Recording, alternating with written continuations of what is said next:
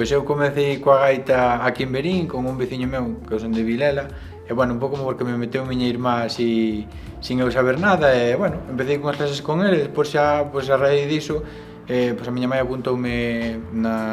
aquí na escola do Concello de Verín, empezamos a tocar ali, e bueno, pois aí empecé un pouco sin querer, e hasta aquí chegamos. Pois, por suposto, miña irmá, que foi a que me meteu un pouco a traición e que lle agradezco que fora así, tamén a miña familia, por suposto, e os compañeros todos e compañeras que coñecín ao longo destes anos que ao fin e ao cabo é co que te vas quedando.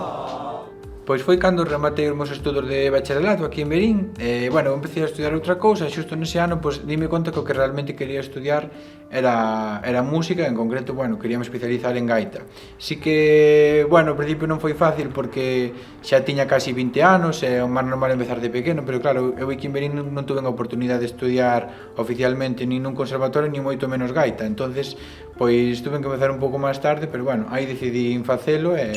cheguei a graduarme na máis alta titulación que hai hoxe en día en Galicia en torno á música tradicional. É que se me fai difícil quedarme solo con unha, entonces vou dicir dúas, inda que podría haber moitas máis. Unha, por suposto, creo que coincidimos moitos, é a presentación da banda, a primeira que tivemos aquí na Xuntanza Internacional de Gaiteiros, no Castelo de Monterrei, e a outra non podría faltar a presentación do CD Rumbo Ené. Bueno, creo que o rei dos festivais da música tradicional, que é o Festival de Lorient, sí que tuve a oportunidade de estar nalgúna ocasión con outra agrupación, pero non con Nova Era, creo que hai un lugar ao que me gustaría ir coa miña xente. Pois aquí tampouco vou dicir só unha, podría dicir moitas máis, pero creo que me vou quedar con Amencer Noval e a señora Rosalía. Hoxe en día, unha das escolas de referencia en canto ao estudo da música tradicional en Galicia é unha que temos aquí ben preto, que é a de Xinzo de Limia, tanto polos docentes que teñen, que son moi bons, por como funciona, non hai máis que ver a banda que teñen, que é unha gran banda, unha das mellores de Galicia, tamén teñen outras bandas filiales ou para os que están comezando, teñen outro tipo de agrupacións ao redor da escola, teñen incontables alumnos e cada ano vai a máis, así que si, quedaríame coa escola de Xinzo de Limia.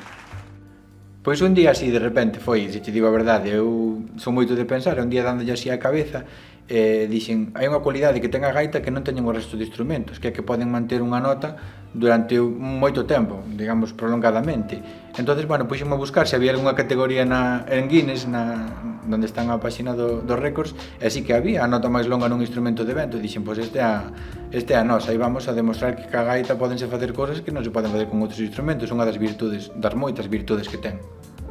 Por suposto, a todos os gaiteiros e gaiteiras, porque, como ben dixen estes meses, o logro non é meu, senón que é da gaita, é do instrumento que o permitiu facer,